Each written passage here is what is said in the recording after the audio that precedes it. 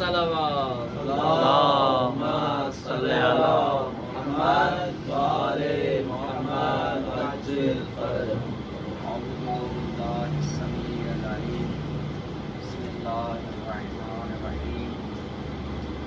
الحمد لله رب العالمين والعاقبة للمتقين والجنة للمؤمنين ثم الصلاة والسلام على أشرف الأنبياء والمرسلين جد الحسن والحسين أبا القاسم محمد اللهم صل على محمد وآل محمد وعجل وآله الطيبين الطاهرين المعصومين المؤمنين. أما بعد فقد قال الله تبارك وتعالى في قرآن المجيد وقوله الحق وأصدق الصادقين. بسم الله الرحمن الرحيم.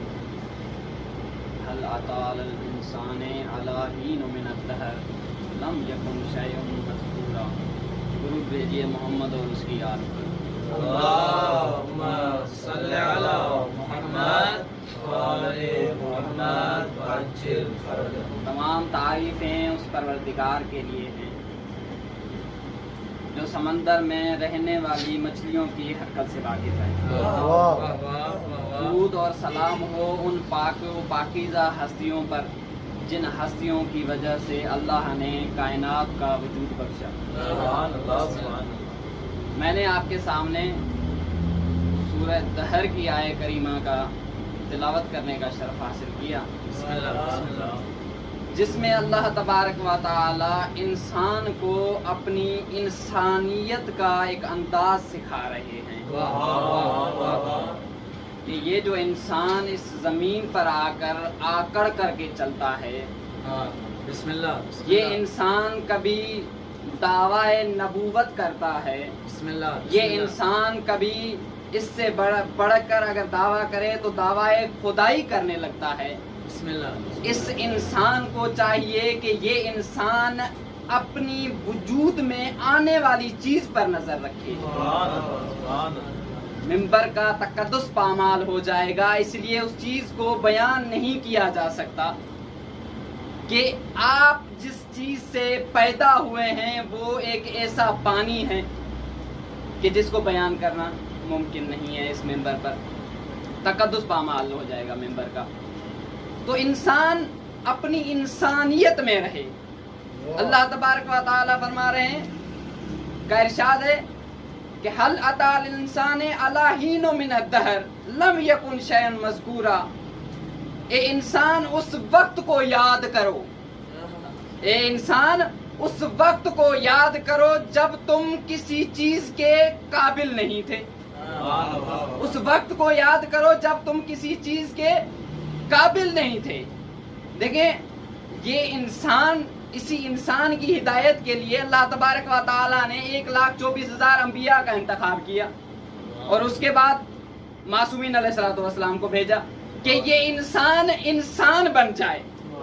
یہ انسان بن جائے.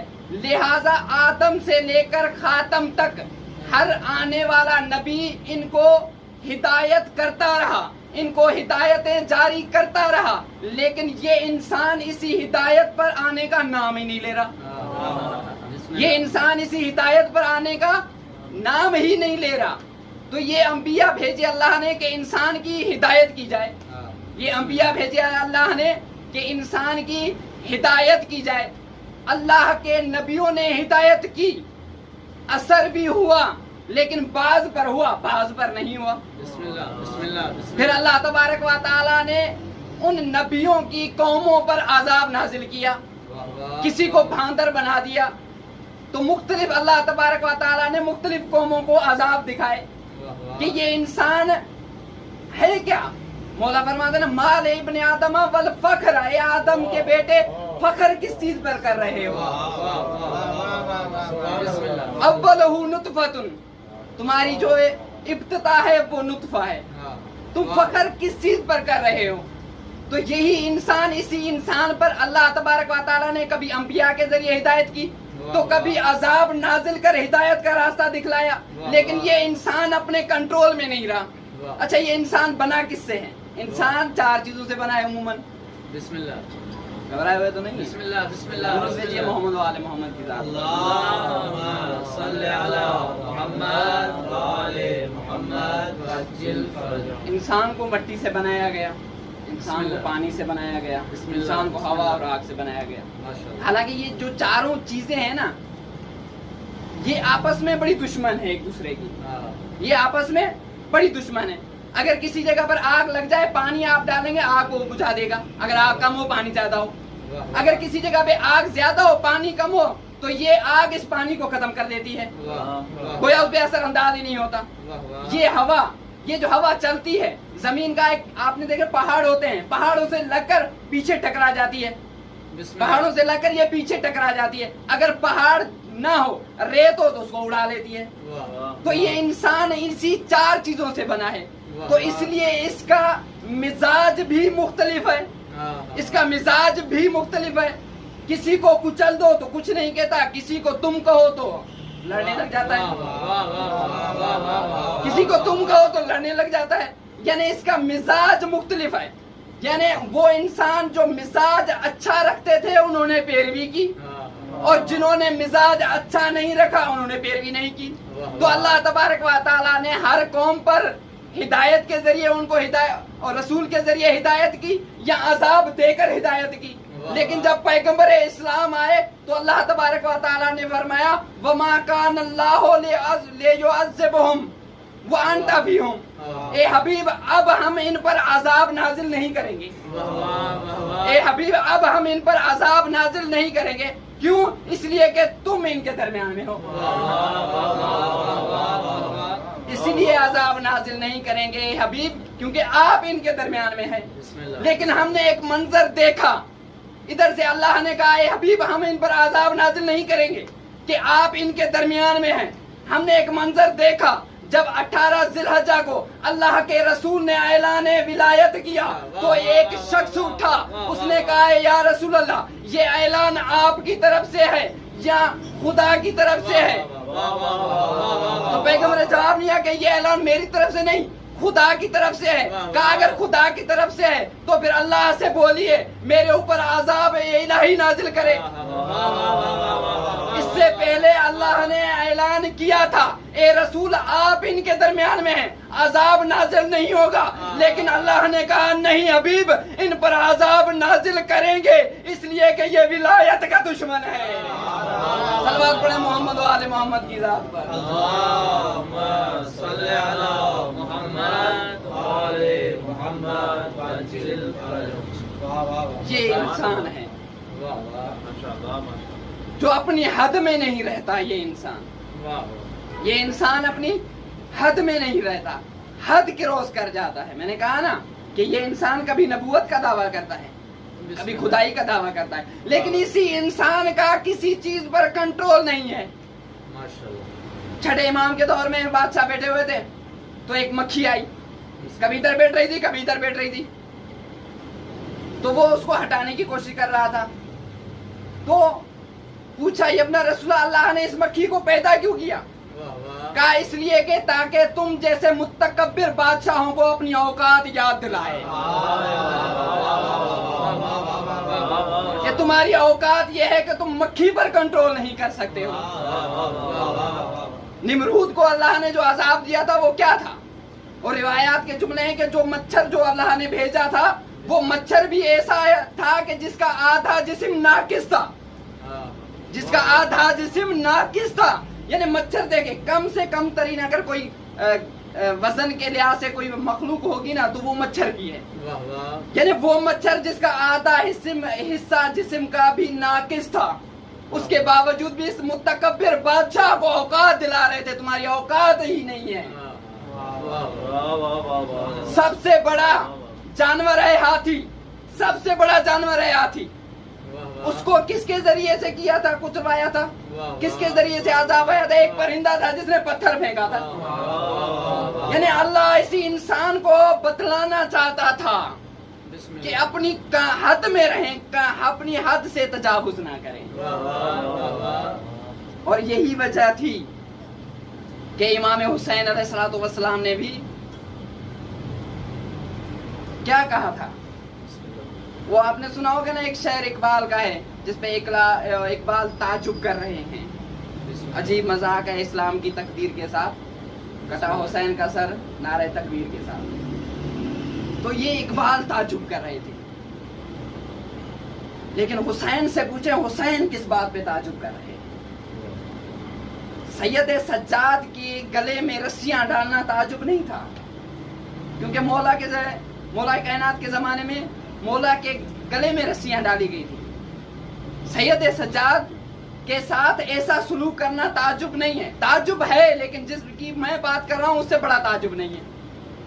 وہ ہمارے ایک بہترین خطیب ہیں علامہ نکن صاحب، وہ فرماتے ہیں کہ حسین کو تعجب اس بات کا تھا.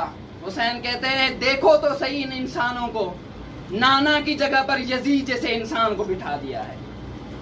مجھے اس بات پہ تعجب ہے، ایمان کی جگہ پر کل کفر بٹھا دیا گیا ہے، سچ کی جگہ پر جھوٹ بٹھا دیا گیا ہے، حیا کی جگہ پر بے شرم انسان کو بٹھایا گیا ہے.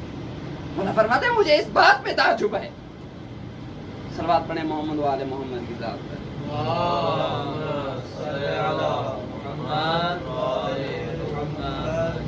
یہی وہ انسان ہے جس انسان کی ہدایت کے لیے اللہ تبارک و تعالیٰ نے 1,24,000 انبیاء کو بھیجا. وقتاً وقت گزرتا گیا، ہر نبی نے ان کو تبلیغ کی کہ شاید یہ انسان بن جائے، یہ انسان بن جائے. اصل یہ انسان ایسا ایک نافرمان انسان ہے. دیکھیں اللہ تبارک و تعالی انسان سے بڑی محبت کرتے ہیں، انسان سے بڑی محبت کرتے ہیں. ہمارے یہاں عموماً پاکستان میں یا دنیا میں ایسا ہوتا ہے کہ اگر کوئی بوڑھا شخص ہو جاتا ہے تو اس سے اپنے ہی بیٹے کنارہ کش کر دیتے ہیں. اپنے ہی بیٹے ساتھ کمرے میں نہیں سوتے ہیں. کیوں بابا؟ اس لیے کہ آپ کھانستے ہیں ہماری نیند خراب ہو جاتی ہے. یعنی بھاپ ہوتا ہے نا، ایک بیٹے یہی جملے کہہ رہے ہوتے ہیں. لیکن اللہ کہتا ہے نہیں، تم مجھے عزیز ہو، تم مجھے اتنے عزیز ہو کہ جب تم اس دنیا سے چلے جاتے ہو نا تو میں نے کفن کا رنگ بھی تمہیں سفید دیا. کیوں؟ سفید رنگ عزت کی نشانی ہے. میں نے کہا تم میرے پاس آنا چاہتے ہو نا، عزت سے آ جاؤ. تمہیں ایک بندہ بھی اٹھا کے قبر میں لے آ سکتا تھا، لیکن میں نے کہا 4 بندے عزت اور احترام سے لے کے آئے میرے پاس. تمہیں ایک بندہ بھی اٹھا سکتا تھا، لیکن میں نے کہا نہیں، ایک بندہ نہیں، 4 بندے ہوں پروٹوکول کے ساتھ آؤ. اور پھر میں نے حکم بھی جاری کیا کہ تمہارے لیے اتنی قبر کا گڑھا کھودیں، اتنا نیچے کھودیں اور اس کے اوپر مٹی دے دیں تاکہ دنیا والوں کو پتہ نہ چل سکے کہ تمہارے ساتھ کیا ہو رہا ہے. یہ راز میں اور آپ کے درمیان میں رہ جائے. اللہ انسان سے اتنی محبت کرتا ہے. اور یہی وجہ تھی کہ اللہ کے بھیجے ہوئے جو نمائندے تھے نا، وہ بھی انسان سے اسی طرح محبت کرتے تھے کہ شاید یہ انسان بن جائے. مولا کائنات نے اتنی بڑی قربانیاں، امام حسن نے اتنی بڑی قربانیاں دی. قربانیوں کی انتہا تو حسین نے کر دی. ہزاروں روایات کے جملے ہیں کہ کربلا کے میدان میں غریب حسین کو 2 ایسے صدمے پہنچے جو حسین کو کبھی زندگی میں نہیں پہنچے. ایک صدمہ تھا جب عباس اس دنیا سے چلے گئے تھے نا، اس غریب حسین نے آواز دی تھی عباس تم نہیں گئے، میری کمر ٹوٹ گئی. اور دوسرے اپنا جوان بیٹا علی اکبر، اے علی اکبر تم نہیں گئے ہو، تمہارے ساتھ میری آنکھوں کا نور بھی چلا گیا ہے. آزادران مظلوم کربلا امام حسین علیہ السلام کو علی اکبر بہت پیارے تھے. مولا امام حسین کو جب بھی پیغمبر اسلام کی یاد آتی تھی تو علی اکبر کا چہرہ دیکھ لیا کرتے تھے. ہاں آزاداروں، ایسا ہمارا بیٹا نہیں ہے نا، ہمیں اتنا غم محسوس نہیں ہوتا کہ کیسا غم تھا حسین کے سینے میں علی اکبر کے جانے کا. आज़ादारान मज़लूम करबला बस मसहाब के 2 जुमले कि जब अली अकबर मैदान जंग के लिए जाना चाहते हैं तो इमाम हुसैन से इजाज़त तलब करना चाहते हैं। ये इजाज़त तलब करने वाला मसला बड़ा कठिन गुजरा इमाम हुसैन की दिल पर, बहुत सदमा हुआ मेरे गरीब हुसैन को। आज़ादारान मज़लूम करबला बस इमाम हुसैन ने कहा बेटा तुम्हें इजाज़त है चले जाइए, लेकिन आखिरी विदा कर लीजिए खैमों से। आज़ादारान मज़लूम करबला बस ये अली अकबर जब खैमों में आए हैं ना, जब बीबियों से विदा किया है, जब जाना चाहते हैं तो सारी बीबियां मिलकर कहते हैं इरहम गुरबता, ए अली अकबर हमारी गुर्बत पर रहम करो, आप नहीं जाइए क्योंकि अभी तक जो मक्तल की तरफ गया है ए अली अकबर वो वापस नहीं आया है। आज़ादारान मज़लूम करबला बस ये हुसैन का लख्त जिक्र, ये ज़ैनब का लख्त जिक्र मैदान में जाता है। किसी जालिम ने ऐसा वार किया जो अली अकबर जमीन पर आए, आवाज दी बाबा मेरी मदद को आ जाइए। आज़ादारान मज़लूम करबला बस ये वक्त बड़ा मुश्किल वक्त था हुसैन के लिए, जिसमें हुसैन की आंखों की बीनाई चली गई थी, आंखों का नूर खत्म हो गया था। हाँ शायद आवाज दी होगी बाबा नजफ छोड़ कर आ जाइए, गरीब हुसैन की मदद कीजिए।